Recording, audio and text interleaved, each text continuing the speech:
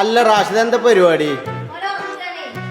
അപ്പൊ ഞാൻ എന്ത് പറയണേ, ഓൽക്ക് ഓല റൂമിൽ പിന്നെ എന്താ വിളക്കാണ് പിന്നെ അത്രയും 3 ബെഡും കട്ടിലൊക്കെ ഉണ്ടാക്കി കൊടുത്തിക്കണത്.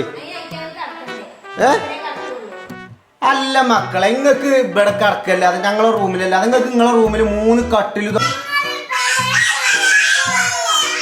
നീച്ച് പോയിക്കോളിട്ട് അവിടുന്ന്.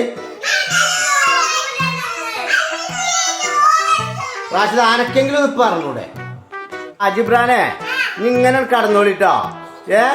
അതിനാണ് നിങ്ങൾക്ക് 3 ആക്കുവേ, 3 ബെഡ് കേട്ടോ.